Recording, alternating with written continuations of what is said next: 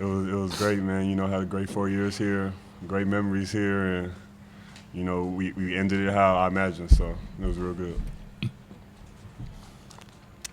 How were you guys able to? How were your emotions beginning the game, especially you three with the pregame ceremonies? Mine's just regular. I'm saying it don't change. Yeah, I was just excited and focused like it was any other game.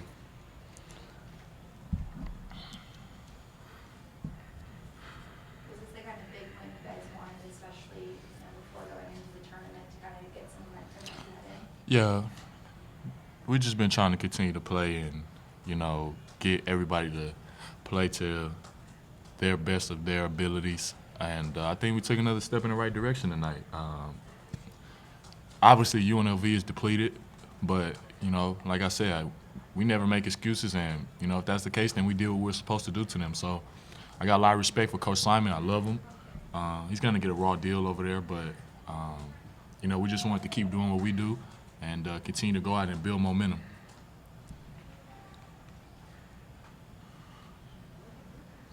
Along those lines, you look at the numbers, your bench outscored them 34. I mean, come on, but that's deceiving. But I know it's deceiving, but this has become a collective effort, right? Absolutely. Everybody was on Absolutely. the same page. We have 8, 9 guys who can put the ball in the basket and play defense. So the whole season, we've been saying, we're a good offensive team, and everybody's looking at us sideways, but we're starting to come into our own at the right time. I think a lot of teams right now are on the decline, and it looks like we're starting to peak at the right time. So we're just trying to keep that going.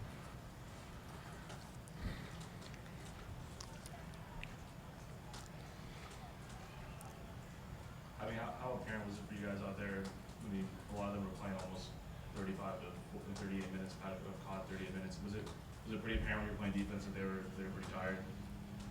Well, our focus was just, play our game, run them up and down. We are obviously aware that all the players aren't there and they're playing heavy minutes. So, we just want to run them up and down and get them as tired as possible. How would you guys say your transition offense? What would you put it at today?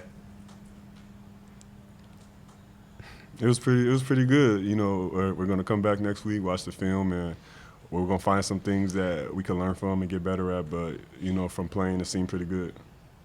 What was it like watching that stretch with Takari Allen? Is that pretty much what you guys expected entering the season to him step in? It seemed like he's been doing that a lot more lately. Yeah, that's what we expect from him. He's a threat on offense and on defense. He could do so much for us, and he's real versatile. So, it's no surprise to us at all when he does stuff like that. Listen, do you think going into this tournament, do you have to win this tournament? We're going to take it one game at a time. So we'll see who's the first game on Thursday, and we'll worry about that. There's no need to switch our formula up now. Since we came into the conference play in 2016, we just told ourselves one game at a time. And I think that's been our biggest ally into how we've been playing lately, and really the whole conference. We just one game at a time. We can't, start saying, we have to win 3 in a row, because you can't win 3 in a row if you don't win 1. We can easily. The Mountain West tournament is a clean slate for everyone. So, next week it'll be 0-0 for everybody. So we gotta take it one game and get that first game. Let me put it to you this way: is it just completely inconceivable to you that this team that's 16-2 in the calendar year of 2016 and shooting 50% in the last 2 games, blowing teams out, could possibly not make the NCAA tournament? We don't think about that. We think about winning the next game. Angelo, being from San Diego, can you just talk about how special tonight was for you, since you came back here to San Diego State and just ended on the right way? I mean, I know there's still a lot of basketball left, but just speaking about tonight. I mean, it was real special. I'm transferring from Arizona and stuff. I feel like it was a great decision, so I'm really happy that I actually transferred here. And playing for Coach Fisher has been an honor. Excuse me. Spencer, did you hear the show chanting for you to take a 3-point shot? Yeah. Did you consider it at all? I did, but I just I didn't have the opportunities. So but I liked how the game played out for me and how it ended. So no complaints.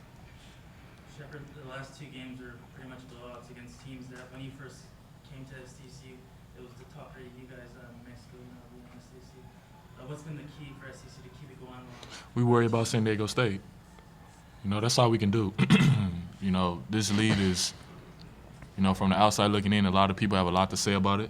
I think that's been well chronicled, but I believe this is a very tough league, as is any league. I mean, regardless, when you go on the road, it's tough. So, I mean, to go down to the pit, that place is tough to play. Even now, you know, that's a tough play to have. Some guys that are going to be all conference. I mean, that was a tough game. UNLV, I mean, that was a tough game just now to go to their place and to come back at our place and do that.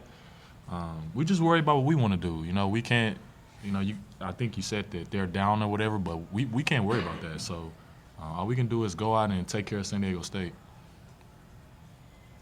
For any of you guys, your 10th conference championship, how much of a responsibility is it on you guys to carry this load and carry this tradition forward? Well, this is my third one, and I definitely got to say it's the sweetest, you know, because a lot of you guys didn't believe we'll get it. I think the way the year started off, you know, coming into conference, I don't think people thought we would win conference. I really don't believe you guys, not you guys, I mean the media, but I really don't believe people thought we'd win it.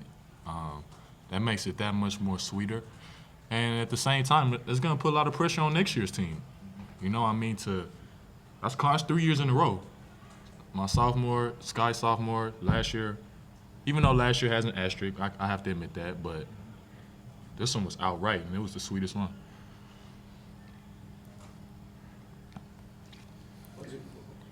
Is there something else that has sort of clicked the offense? I mean, you said you're waiting for everyone to play together, but is there something that you guys are doing better?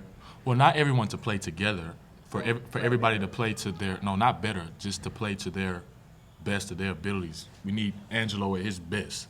We need Sky at his best, Malik at his best, Trey at his best, Jeremy. If everybody plays to their best, I mean, that's tough, man. I believe we have one of the most formidable teams in the nation if everybody can play up to their best. You know, that's a big if, but if everybody can do that, I mean, with the type of defense we play and put 90 points on the board, I mean, you tell me how that looks. What's going through your guys' head when you hear the announcer call your name for the last time and you head to the bench? I just thought about all the good times I had here.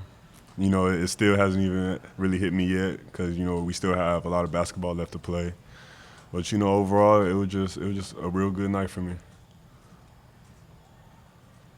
In a sense, does it almost feel like the beginning? Like this is over now? Yeah. Next. Absolutely.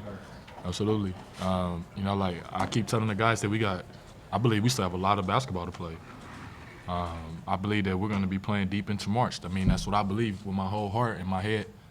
I have faith in my teammates and myself and my coaching staff, and I believe we poised for a run. But like I said, we can only do that if we take care of the game on Thursday. So it's going to be a big game. We're looking forward to it. We'll be amped and juiced up.